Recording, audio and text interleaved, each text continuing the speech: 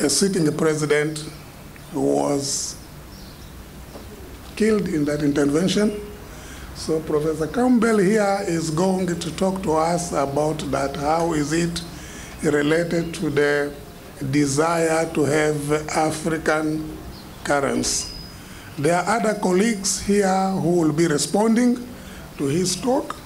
We have Professor Vus Gumede from South Africa. He heads the Thabo Mbeki Leadership Institute. We have here Professor Abud Salam Fall from the university, Sheikh Anta Diop, our neighbor here. And we have my colleague also here, Samba, yes, from Senegal here. So these are the colleagues we have who will be reacting to what Professor Campbell is going to say. Over to you, Professor Campbell.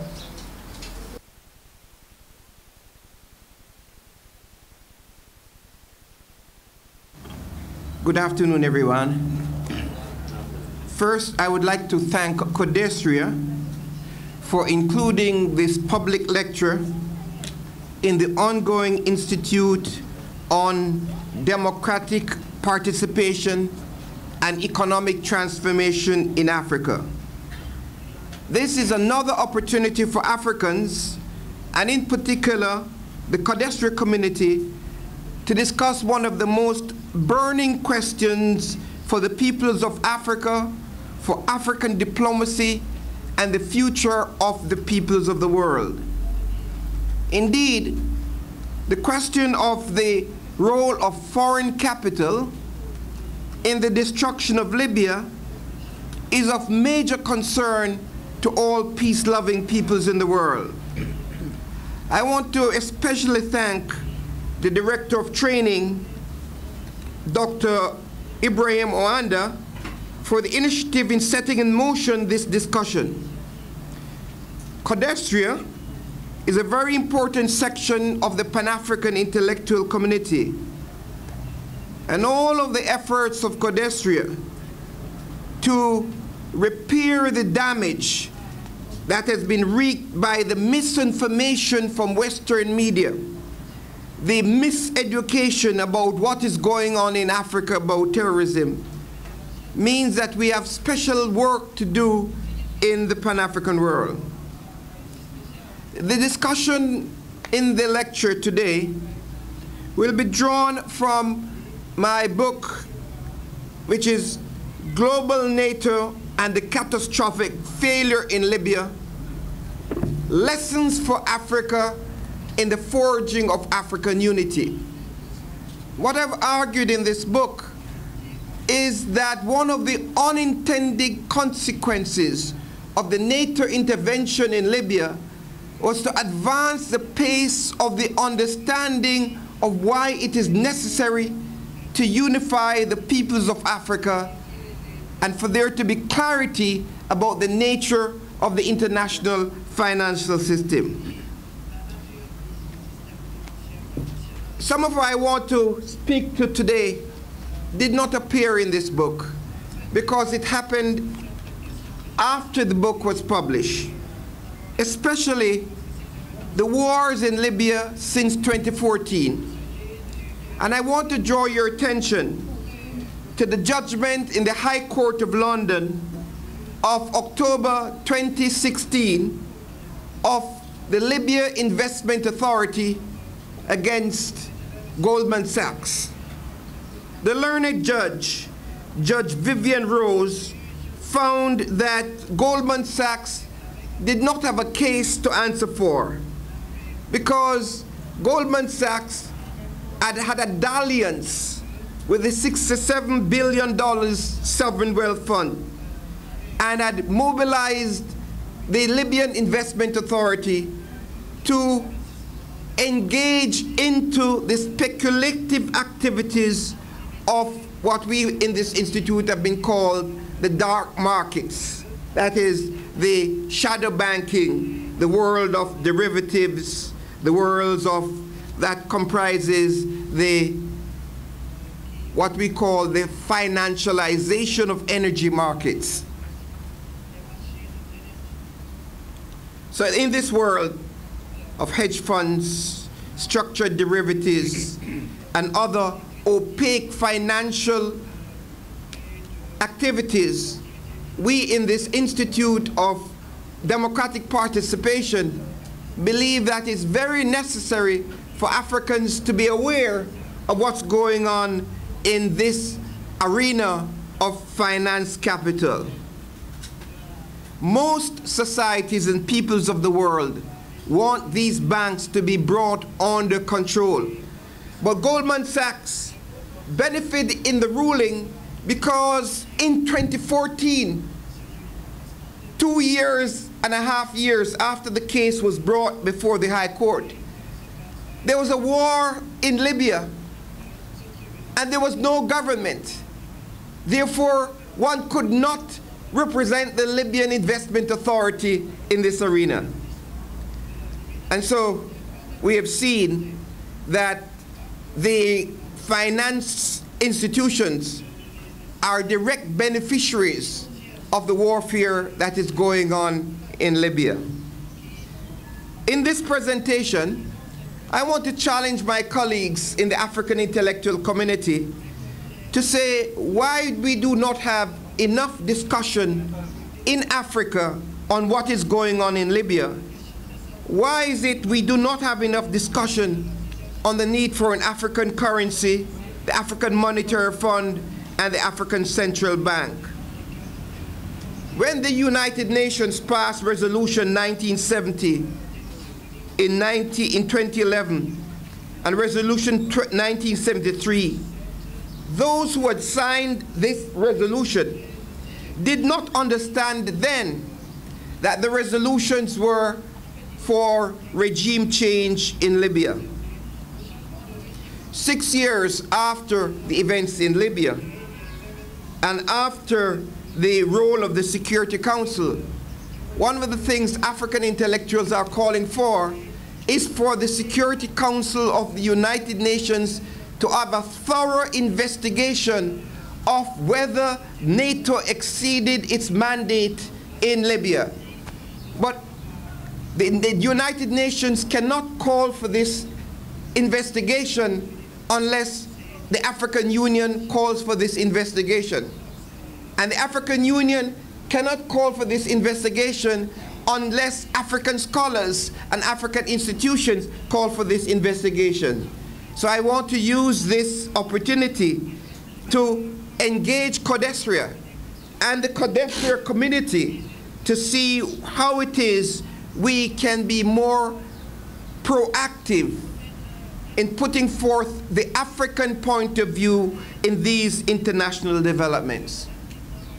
I am here in my capacity as the Kwame Nkrumah Chair of the Institute of African Studies at the University of Ghana.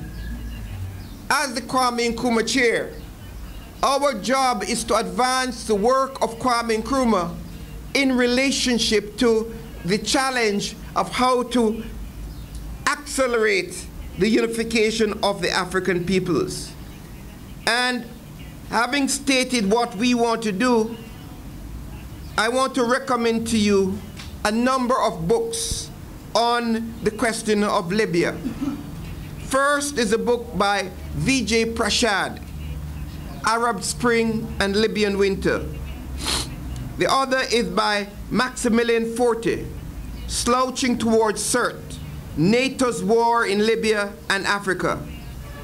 The book is particularly interesting and important because this book gave clarity on why CERT was a scene of such major destruction, as if NATO wanted to send a signal to Africa that this talk and idea about an African currency should not be engaged in Africa. There are books from and articles from the International Crisis Group, and one article in particular called "The Prize: Fighting for Libya's Energy Wealth" details the struggles for the oil fields, the pipelines, the tunnels, and the financial infrastructures that supported the energy industry in Africa. This is also an important document because it brings to the fore the three most important institutions of the Libyan infrastructure for finance: the National Oil Company of Libya, the Central Bank of Libya, and the Libyan Investment Authority. We will spend quite a bit of time in this lecture dealing with the Libyan Investment Authority, because it was the Libyan Investment Authority that was the target of the West insofar as the $200 billion in reserves that were held by Libya that was supposed to be used as an anchor for the African currency is what was supposed to be destroyed and to be banished from the discussion among African people. If you search the web about what African institutions are doing about the present state of Libya, you'll see very little information. So I want us to see how out of this discussion we can accelerate the discussion on why African institutions must be more engaged. One of the laureates here has asked us to say, yes, we have this empirical information on Libya, but what is the theoretical starting point from the discussion of Libya? Are we here to discuss Gaddafi and the Libyan state, or are we here to discuss the African Union and African states, or what is our theoretical starting point? And we want to make it clear that our theoretical starting point starts from the position of the Pan-African emancipatory politics, which is grounded in the welfare and well-being of the African peoples, that says Africans are human beings and have a right to live on the planet. In the study of international relations, there are other theories such as realism, liberalism, constructivism, Marxism, but we believe that we have to be creative at the intellectual and theoretical level if Africa is to make a breakthrough in how we move forward. We also need to cut through the disinformation on Africa in relationship to what is usually called failed state. A state cannot fail. You may have a failed government. State is a relationship between classes in society.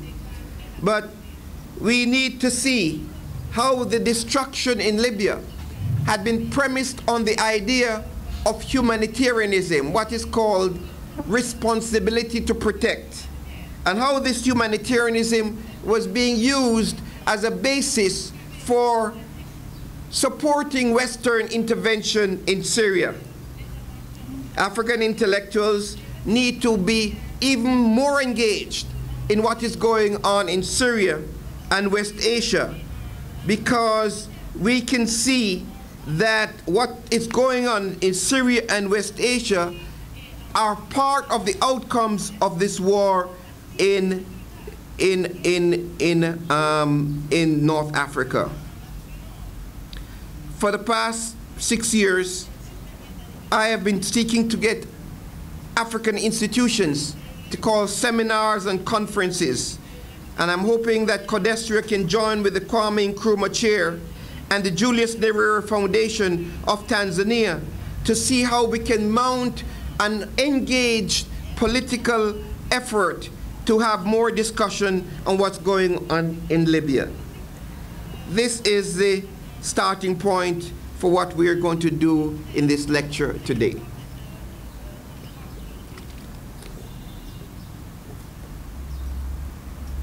Last year, President Obama in April said what happened in Libya was the worst mistake in his presidency. Was it a mistake? Or was it that the United States administration had been driven by the demands of finance capital and Wall Street? Obama, in saying that this was a mistake, was sending a signal about differences within the U.S. military and financial establishment over what should be done in the administration, because there had been pressures on the Obama administration for intervention in Syria. One of the persons who was fired by Obama, who wanted more intervention in West Asia, was General Mattis, who had given President Obama a draft plan of how to invade Iran. That General Mattis is now the Secretary of Defense of the United States of America. Obama blamed the British for what he called the Libyan shit show. After Obama described what happened in Libya as a mistake, the British Parliamentary Committee piled on to say what happened in Libya was based on lies. The British government and the media said that the government claimed without evidence that Gaddafi was about to kill his citizens in Benghazi. And the British Parliamentary Committee said that NATO rushed into military intervention without pursuing other options. So here it is, in the United States of America, in Britain, there's been reevaluation about what's going on in Libya. And so when academics and Western specialists come to you in your seminars on security in Africa to say what is going on in Libya was based on fighting terrorism, we have to say to them, well, please look more carefully at the British Parliamentary Committee on what went on in Libya. Because what we see going on in Syria, what we see in Yemen, is that those who claim that Al-Qaeda is the basis for insecurity in Africa, those are allies of Saudi Arabia, and Saudi Arabia is financing those who are called Al-Qaeda in the Arabian Peninsula. So we have a situation where the United Nations is being manipulated by the Western powers to destabilize West Asia. As Africans, we do not accept the humanitarianism that comes from Western countries. We understand clearly that one of the biggest humanitarian projects of the 19th and 20th century was the humanitarian project of King Leopold that went to save the Africans in the Congo. And King Leopold and the Belgians killed 10 million Africans. I was surprised in this institute that most people in our institute did not know this elementary fact, which is documented in the book entitled King Leopold's Ghost. So when Westerners tell us that they were humanitarians in Africa, we do not speak about humanitarianism in the Pan-African movement. We speak about solidarity. We talk about the need for support for our brothers and sisters in other parts of Africa that are suffering from exploitation and Western involvement. Nelson Mandela, the former president of South Africa, who was himself declared to be a terrorist, he was one of those who called on the African Organization of African Unity and African Union that Africans should be at the forefront against genocide. And so, since the African Union was formed in 2001 and 2002, the African Union has made it part of its position that it does not recognize the sovereignty of states, and it is a right for states to intervene whenever there are possibilities of genocide, crimes against humanity, and war crimes. So we in Africa support responsibility to protect, but we want us to be sure that we can use this to help our brothers and sisters.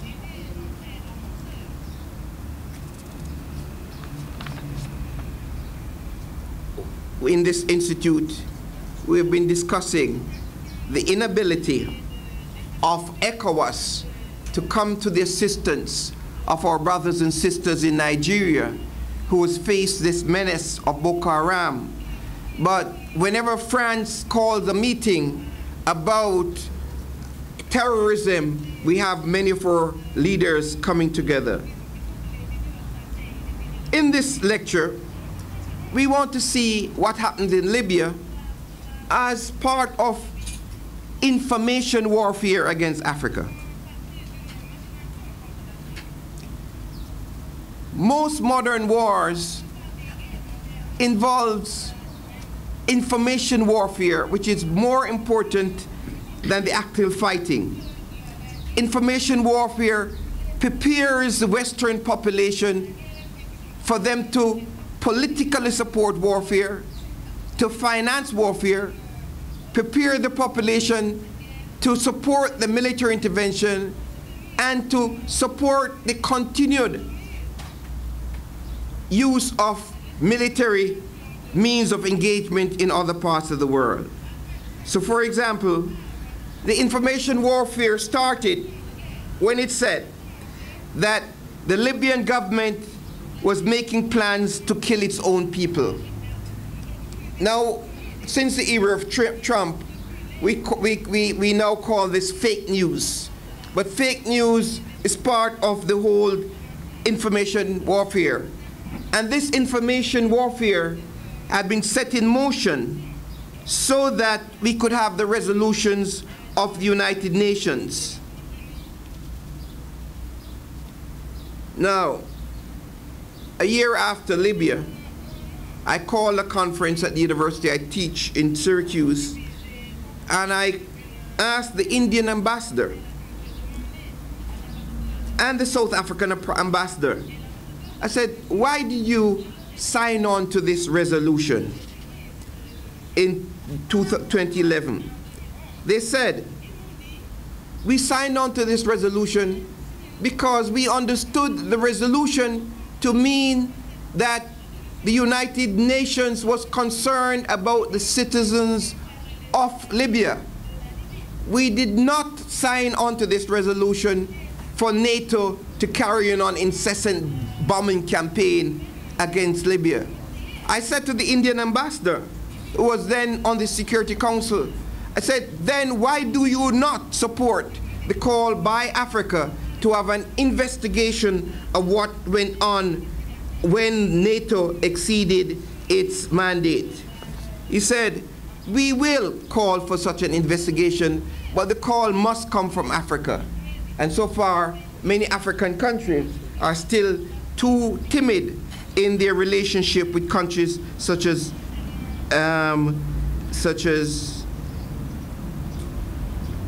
France, Britain, and the United States of America. Let me read again Resolution 1973 of 2011.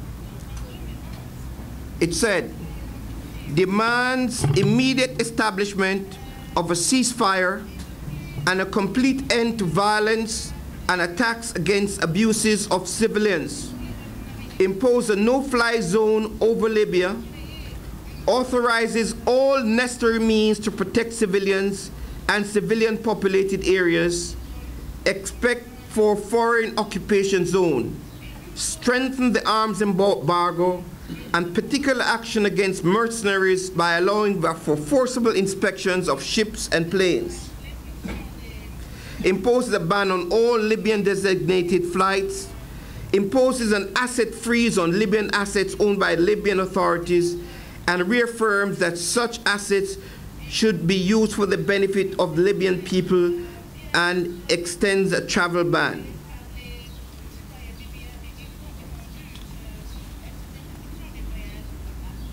That was Resolution 1973 of March 2011. You will notice that there is nothing in the resolution about bombing Libya. You'll notice there was nothing in this resolution about regime change. And to the credit of African intellectuals and the African Union, African intellectuals at that point set out a roadmap for ending the hostilities in Libya. And I will argue that today, even 6 years afterwards, that roadmap for Libya is still important. But part of the disinformation of the West is for Africans not to engage with what Africans do and what Africans say. So that when we see what is going on in Libya, with the trafficking of hundreds of thousands of young people in what is clearly an organized trade from Libyan soil, Africans are not supposed to be involved. It's supposed to be watching international humanitarian organizations. So I am saying that the roadmap for Libya, that we must get younger generations to understand what's going on, so that we bring to Africa clarity on why the intervention took place.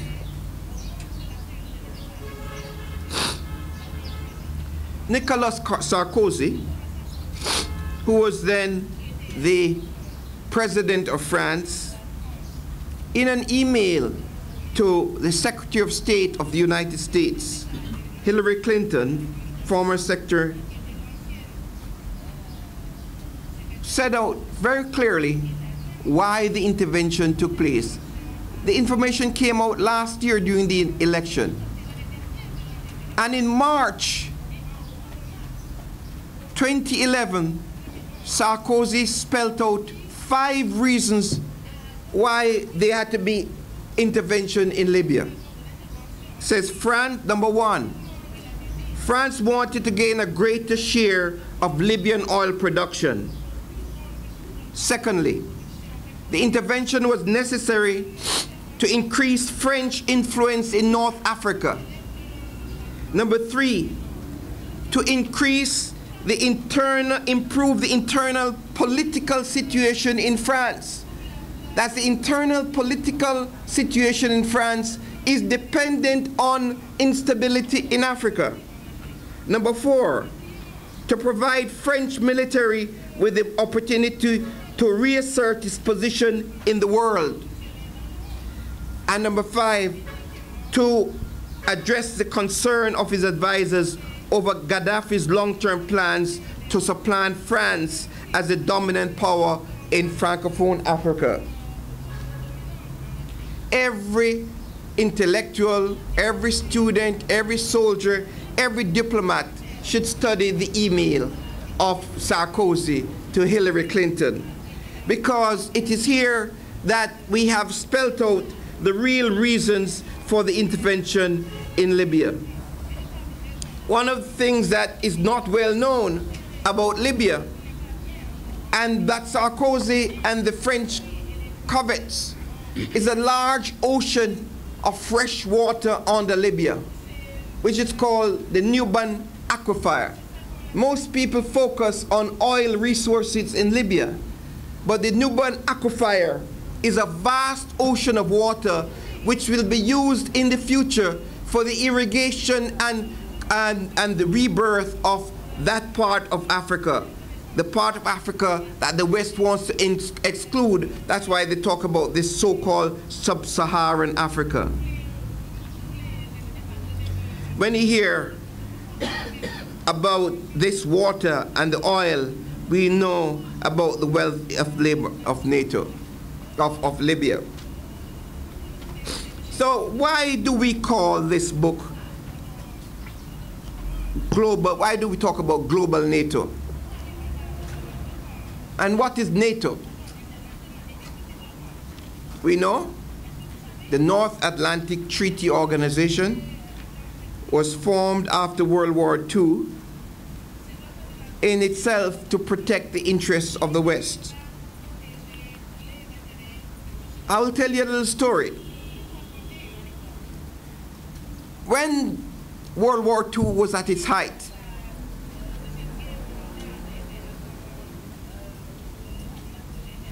President Roosevelt called in General Eisenhower and said the United States is entering World War II.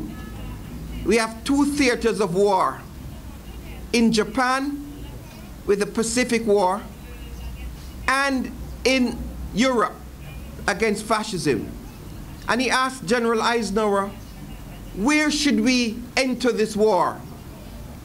And General Eisenhower said, pointed to North Africa and to Libya, and to say that if you control North Africa and control the Mediterranean, you control Europe.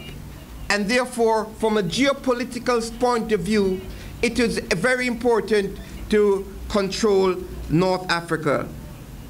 So the United States, and this reminds us of why there's such intense interest in Western Africa and North Africa. We call this book Global NATO because while the North Atlantic Treaty Organization, the mandate was to protect Western Europe from communism, they have expanded their mandate to integrate themselves with the Organization for Military Cooperation in the Middle East and in Asia. And I'm saying this is called Global NATO because the military establishment of the West is there to protect finance capital, to protect the shadow banks and what I call the international financial system that ensures the exorbitant privilege of the dollar. And here we come to the crux of the problem. Libya was a country where, whatever we think of its leader, it had hundreds of billions of dollars in reserves. And the money was tightly controlled by the Libyan Investment Authority. The Arab Banking Corporation was an entity controlled by some countries in the Gulf and by Libya. And in November, December 2010, Libya was able to gain control of the Arab Banking Corporation in Bahrain. So here we have not only the situation of Libya with its billions of dollars in reserves, but it was saying to other oil-producing states in the Gulf that you should not be recycling your wealth to feed into the banks of the West, but you should be using your wealth for the upliftment of your society. In the meantime, the Western institutions, Western universities, like London School of Economics, like Harvard University, something like the Boston Consulting Group, sent hundreds and hundreds of consultants to Libya to tell Libya why they must invest in Western banking and financial institutions and why they must open up the Libyan economy.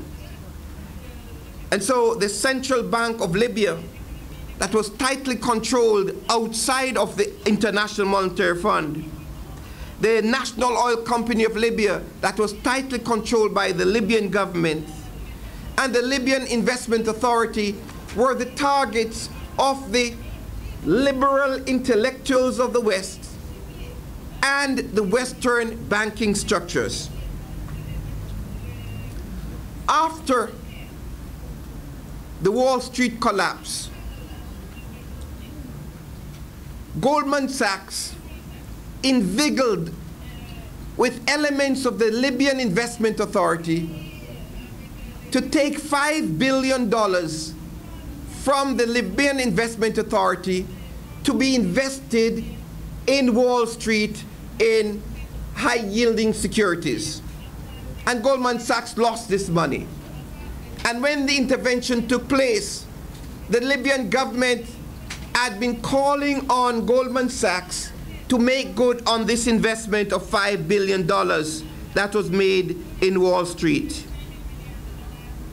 I'm trying to get you to understand the context for this intervention in Libya. Because what has happened is that in the past 15 to 20 years, we have had finance capital moving into an area of financialization that is called the financialization of energy products. The financialization of energy products means that those who produce oil are caught in a trap financially between the banks and the oil companies to ensure that the capital that is made from the production of oil and energy resources are flowing back to Western banks. So this is the background of what went on in Libya in 2011. The central bank in Libya, the Libyan National Oil Company, were companies that were nationalistic in the sense that they were defending the Libyan people. So NATO destroyed Libya. And after NATO destroyed Libya, NATO said this was the most successful campaign that they ever carried out. NATO said that they transformed Libya. So how did they fight in Libya? In this book, we took you through the month-by-month fighting. In March, they bombed Libya. In April, they bombed Libya. In June, they bombed Libya. And in April, after they failed to dislodge Gaddafi, they referred Gaddafi to the International Criminal Court, showing the extent to which they were using international institutions against the people of Libya. And then in July, they dismissed the African Union. August, they brought troops from Qatar and Chad to fight in the streets of Tripoli to drive Gaddafi out of Libya.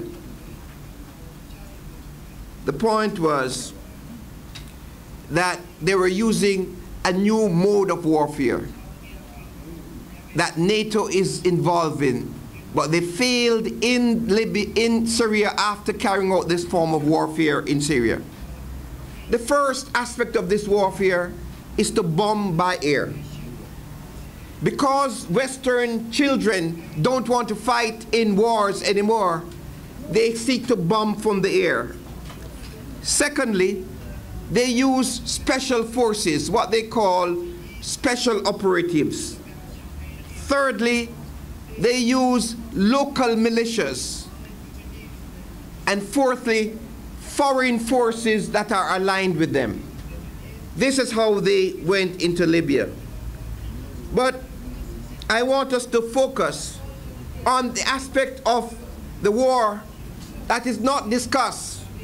That is information warfare. Information warfare.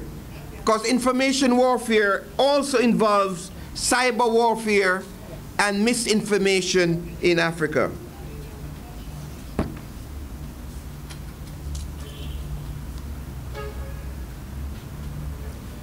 If we understand the military weakness of NATO and the military weakness of the West, then we know the reason they need third-party countries such as Chad and Qatar to fight.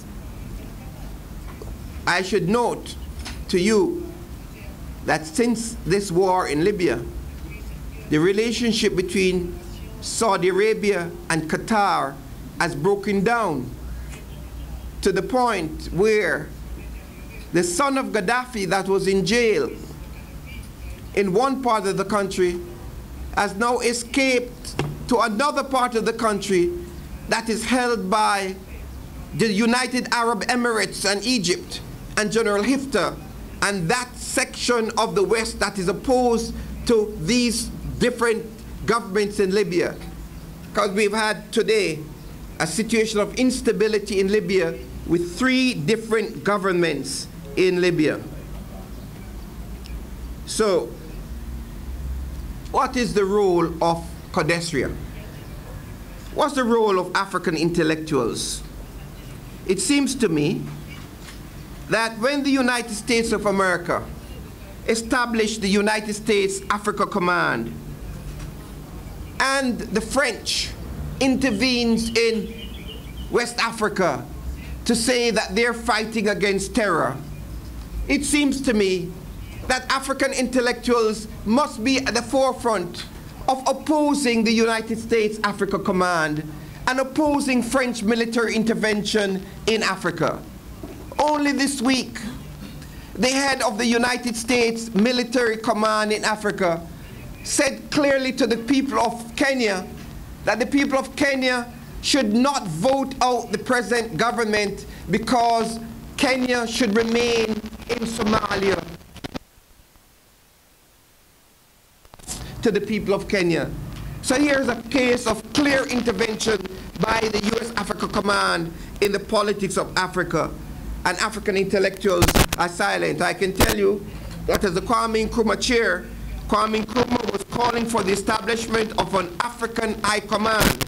So we will use every platform to say that the U.S. Africa Command have no legitimacy in Africa, and that we are not afraid to stand up in platforms any part of the world to call for what we are calling for in this lecture, to expel all Western military forces from Africa. This is one of the demands that is coming out of this lecture.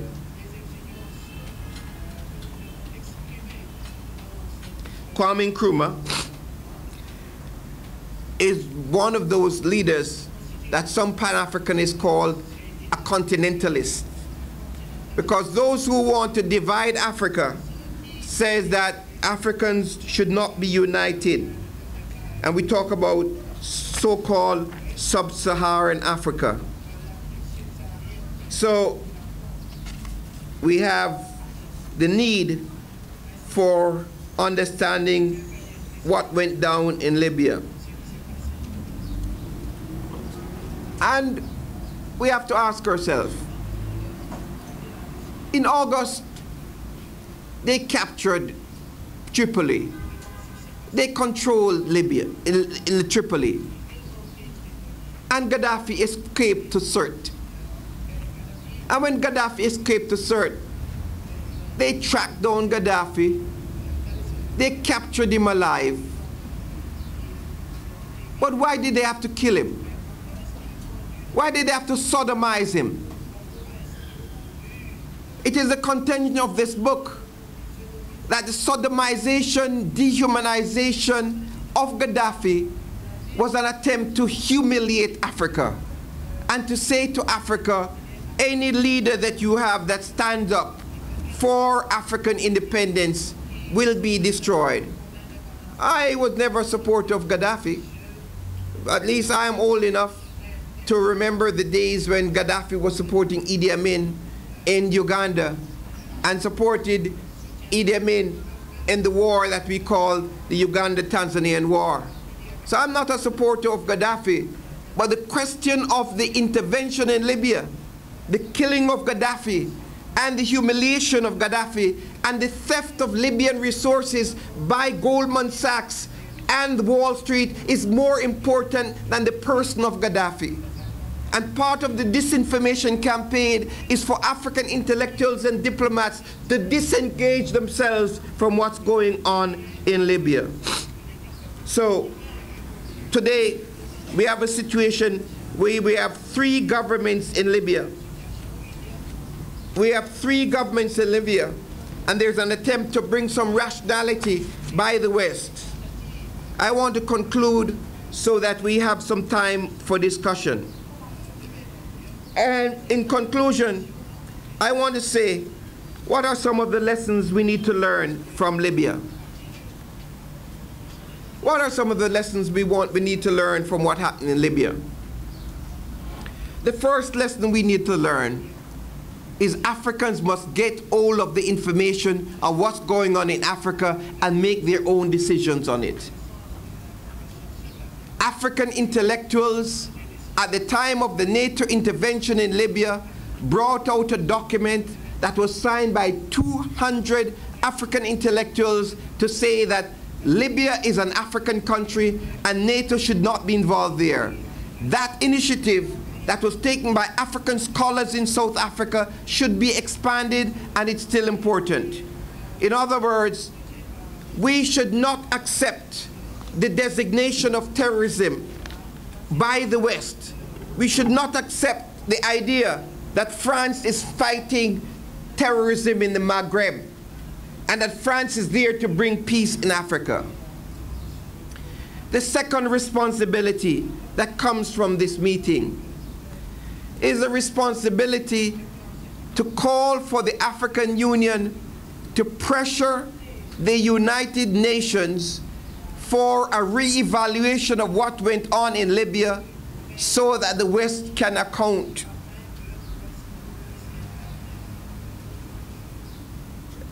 Let me tell you a little story. In 1935, Mussolini invaded Ethiopia, Abyssinia. The invasion of Abyssinia was to destroy an independent African country. But the defeat of the Italians in Abyssinia was a reawakening among Africans on the need to mobilize for political independence. But Ethiopians never forgot what Mussolini did in Ethiopia. 70 years afterwards, the Ethiopians were calling for the Italians to return the obelisk that they had stolen from Ethiopia. So I am saying to African intellectuals, even 50 years afterwards, we must be calling for an evaluation of what went down in Libya. Third thing we're calling for. We're calling for the demilitarization of Africa, and this demilitarization must end with the withdrawal of French and foreign forces from Africa and the expulsion of the United States Africa Command. And if there are extremists in Africa, those who kill people, we should mobilize the police activities that can ferret out those who finance these people to carry out inhuman actions in Africa. I'm thinking here about people that are called Al-Shabaab and Boko Haram and Seleka rebels.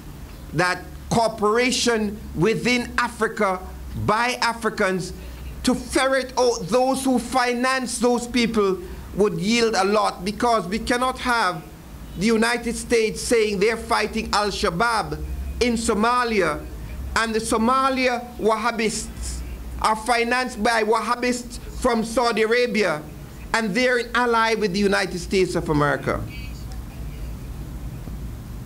The fourth point is the need to engage the discussion